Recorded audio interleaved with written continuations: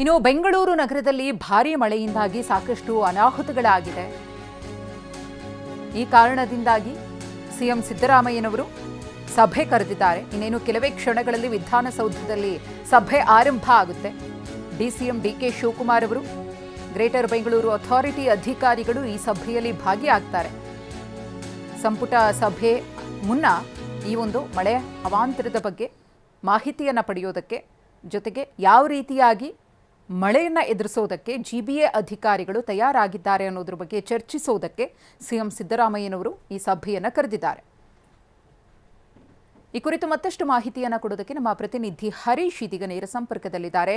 ಹರೀಶ್, ಇನ್ನೇನು ಕೆಲವೇ ಕ್ಷಣಗಳಲ್ಲಿ ಸಭೆ ಆರಂಭ ಆಗುತ್ತೆ, ಯಾರೆಲ್ಲ ಭಾಗಿಯಾಗ್ತಾರೆ, ಜೊತೆಗೆ ಸಿಎಂ ಅವರಿಂದ ಯಾವ ರೀತಿ ಸಲಹೆ ಸೂಚನೆಗಳು ಜಿಬಿಎ ಅಧಿಕಾರಿಗಳಿಗೆ ಈ ಮೀಟಿಂಗ್ನಲ್ಲಿ ಸಿಗುತ್ತೆ ಅಂತ?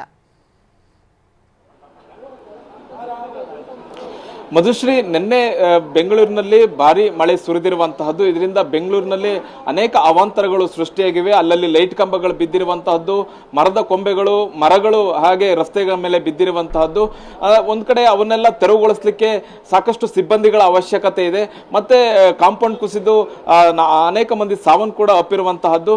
ಹೀಗಾಗಿ ಮುಂಜಾಗ್ರತಾ ಕ್ರಮವನ್ನ ಕೈಗೊಳ್ಳಬೇಕಾಗತ್ತೆ. ಮುಂದೆ ಮಾನ್ಸೂನ್ ಕೂಡ ಬರ್ತಾ ಇರೋದ್ರಿಂದ ಮುಂದಿನ 3-4 ತಿಂಗಳಿಗೆ ಇಡೀ ಬೆಂಗಳೂರಿನಲ್ಲಿ ಮಳೆಯ ಮುನ್ನೆಚ್ಚರಿಕೆ ವಿಚಾರವಾಗಿ ಸಜ್ಜುಗೊಳಿಸಬೇಕಾಗತ್ತೆ. ಹಾಗಾಗಿ ಸಿಎಂ ಸಿದ್ದರಾಮಯ್ಯ ಅವರ ನೇತೃತ್ವದಲ್ಲಿ ಇವತ್ತು ವಿಧಾನಸೌಧದಲ್ಲಿ ಮಹತ್ವದ ಸಭೆಯನ್ನು ಕೂಡ ಕರೆಯಲಾಗಿದೆ. ಇನ್ನೇನು ಕೆಲವೇ ಕ್ಷಣಗಳಲ್ಲಿ ಸಿಎಂ ಕಚೇರಿಯಲ್ಲೇ ಸಭೆ ಆರಂಭ ಆಗುವಂತಹದ್ದು. 5 ಪಾಲಿಕೆಗಳ ಆಯುಕ್ತರುಗಳು ಕೂಡ ಭಾಗಿಯಾಗ್ತಾ ಇದ್ದಾರೆ. ಜೊತೆಗೆ ಮುಖ್ಯ ಆಯುಕ್ತರಂತ ಮಹೇಶ್ವರ್ ರಾವ್ ಅವರು ಕೂಡ ಈ ಒಂದು ಸಭೆಯಲ್ಲಿ ಭಾಗಿಯಾಗ್ತಾ ಇರುವಂತಹದ್ದು. ಮತ್ತೆ ಬೆಂಗಳೂರು ಉಸ್ತುವಾರಿ ಸಚಿವರಾಗಿರ್ತಕ್ಕಂಥ ಡಿಸಿಎಂ ಡಿಕೆ ಶಿವಕುಮಾರ್ ಅವರು ಕೂಡ ಈ ಸಭೆಯಲ್ಲಿ ಇರ್ತಾರೆ. ಮುಖ್ಯವಾಗಿ ಅಧಿಕಾರಿಗಳಿಗೆ ಒಂದು ಸೂಚನೆಯನ್ನು ಕೊಡ್ತಾರೆ. ಮುಖ್ಯವಾಗಿ ಯಾವ ರೀತಿಯಾಗಿ ಮಳೆ ಬರ್ತಕ್ಕಂಥ ಸಂದರ್ಭದಲ್ಲಿ ಮುನ್ನೆಚ್ಚರಿಕೆ ಕ್ರಮಗಳನ್ನು ಏನೇನ ತೆಗೆದುಕೊಳ್ಳಬಹುದು, ಚರಂಡಿಗಳನ್ನ ಕ್ಲೀನ್ ಮಾಡುವಂತಹದ್ದಾಗಿರ್ಬೋದು, ಸಿಬ್ಬಂದಿಗಳನ್ನ ಸಜ್ಜುಗೊಳಿಸೋದಾಗಿರ್ಬೋದು, ಮತ್ತೆ ಎಲ್ಲೆಲ್ಲಿ ಮರಗಳು ಬೀಳುವ ಹಂತದಲ್ಲಿರ್ತವೆ, ಒಣಗಿದ ಮರಗಳು ಎಲ್ಲಿರ್ತವೆ ಅವುಗಳನ್ನ ಮೊದಲೇ ತೆರವುಗೊಳಿಸುವಂತಹದ್ದಿರಬಹುದು. ಮತ್ತೆ ಈ ರೀತಿಯಾಗಿ ಯಾವ್ಯಾವೆಲ್ಲ ಮುನ್ನೆಚ್ಚರಿಕೆ ಕ್ರಮಗಳನ್ನು ಕೈಗೊಳ್ಳಬೇಕು ಅನ್ನುವಂಥ ನಿಟ್ಟಿನಲ್ಲಿ ಸಿಎಂ ಸಿದ್ದರಾಮಯ್ಯ ಅವರು ಸೂಚನೆಯನ್ನು ಕೊಡಲಿದ್ದಾರೆ.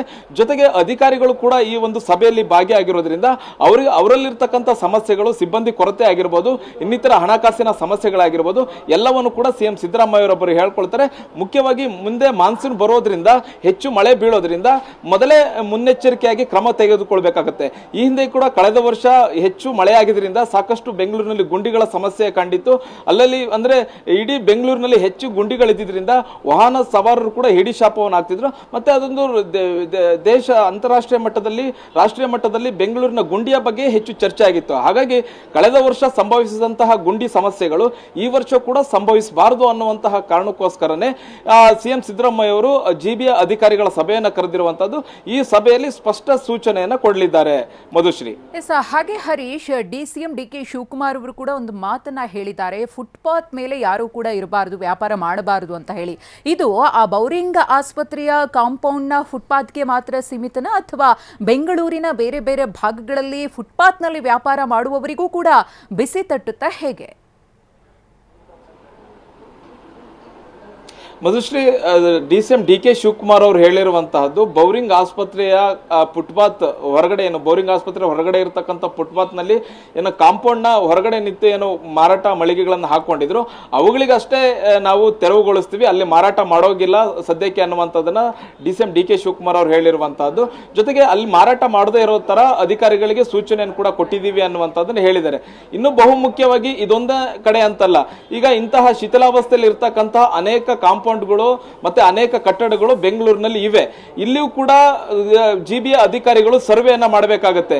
ಎಲ್ಲೆಲ್ಲಿ ಇಂತಹ ಶಿಥಿಲಗೊಂಡಿರ್ತಕ್ಕಂತಹ ಕಟ್ಟಡಗಳಿವೆ, ಕಾಂಪೌಂಡ್ಗಳಿವೆ, ಅವನುಗಳನ್ನ ಸರ್ವೆ ಮಾಡಿ, ಬಹುಮುಖ್ಯವಾಗಿ ಅಲ್ಲಿ ಸುತ್ತಮುತ್ತ ವ್ಯಾಪಾರ ಮಾಡ್ತಕ್ಕಂಥವ್ರು ಯಾರಿದ್ದಾರೆ ಅವ್ರಿಗೂ ಕೂಡ ಮುಂದೆ ಸಮಸ್ಯೆ ಆಗಬಹುದಂತ ಸಾಧ್ಯತೆ ಇದೆ. ಮಳೆ ಅಂದ್ರೆ ನಿನ್ನೆ ಒಂದ್ ದಿವಸ ಬಂದು ನಿಂತೋಗೋದಲ್ಲ, ಇವತ್ತು ಕೂಡ ಬರುತ್ತೆ. ಮತ್ತೆ ಮಾನ್ಸೂನ್ ಇನ್ನ ಶುರುವಾಗೋದ್ರಿಂದ ಮತ್ತೆ ಈ ರೀತಿಯಾದಂತಹ ಸಮಸ್ಯೆಗಳು ಸಂಭವಿಸಬಾರದು ಅನ್ನುವಂತ ಕಾರಣಕ್ಕೋಸ್ಕರನೇ ಡಿಸಿಎಂ ಡಿಕೆ ಶಿವಕುಮಾರ್ ಅವರು ಈ ರೀತಿಯಾದಂತಹ ಸೂಚನೆಯನ್ನು ಕೊಟ್ಟಿದ್ದಾರೆ. ಸದ್ಯಕ್ಕೆ ಬೌರಿಂಗ್ ಆಸ್ಪತ್ರೆ ಹೊರಗಡೆ ಏನು ಮಾರಾಟ ಮಳಿಗೆಗಳನ್ನ ಮಾಡಬಾರದು ಫುಟ್ಪಾತ್ ನಲ್ಲಿ ಅನ್ನುವಂತಹ ಸೂಚನೆಯನ್ನು ಕೊಟ್ಟಿದ್ದಾರೆ. ಮತ್ತೆ ಇವತ್ತು ಆಗ್ತಕ್ಕಂಥ ಸಭೆಯಲ್ಲೂ ಕೂಡ ಇಂತಹ ಶಿಥಿಲಾವಸ್ಥೆಯ ಕಟ್ಟಡಗಳೆಲ್ಲಿದ್ದಾವೆ, ಕಾಂಪೌಂಡ್ಗಳೆಲ್ಲಿದ್ದಾವೆ, ಅಲ್ಲೂ ಕೂಡ ಮಾರಾಟ ಮಾಡಬಾರದು ಅನ್ನುವಂಥ ಸೂಚನೆಯನ್ನು ಕೊಡುವಂತ ಸಾಧ್ಯತೆ ಇದೆ. ಮಧುಶ್ರೀ.